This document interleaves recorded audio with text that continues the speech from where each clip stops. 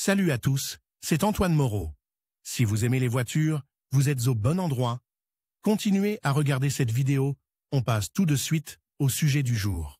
À première vue, le remplacement des plaquettes avant du Renault Duster ne diffère pas beaucoup d'un processus similaire sur d'autres voitures, mais il y a quelques particularités. Tout d'abord, selon les prescriptions du constructeur, les freins doivent être nettoyés tous les 15 000 km. Si vous conduisez votre voiture en ville et ne partez pas à l'aventure en dehors des sentiers battus, vous pouvez ignorer cet article. Les plaquettes de frein avant de Renault Duster doivent être remplacées lorsque l'usure critique est atteinte. Le fabricant indique que l'épaisseur totale de la plaquette à base métallique est de 6 mm.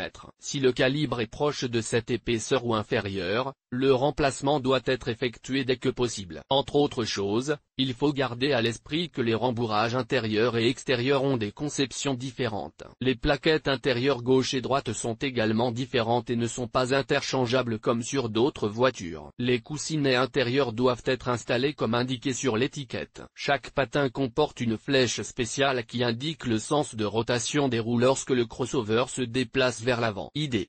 Avant de démonter le mécanisme de freinage, utilisez un tournevis à tête plate pour appuyer sur les plaquettes avec plus de force, afin d'immerger le cylindre de frein le plus profondément possible. Sans cela, il sera non seulement difficile de retirer les anciennes plaquettes, mais il sera également impossible d'en installer de nouvelles. Voyons une autre photo de ce processus. Ensuite, nous retirons le clip à ressort spécial sur le côté du sabot extérieur. Maintenant, à l'arrière, vous devez dévisser les goupilles de guidage, ce qui vous permettra de retirer l'étrier Duster. Les guides eux-mêmes sont cachés sous des bouchons en plastique. Pour dévisser les guides, vous aurez besoin d'une pointe sur le set. Il est préférable d'utiliser une forme en L. On retire l'étrier et la charnière, par exemple en s'accrochant avec une ficelle au ressort de l'amortisseur. Ne laissez jamais l'étrier suspendu au tuyau de frein. C'est interdit. La plaquette intérieure est munie d'un ressort spécial à 3 lobes qui relie la plaquette au piston. Vous devrez exercer une certaine force pour retirer la plaquette. La plaquette extérieure glisse simplement sur les rails. Par exemple,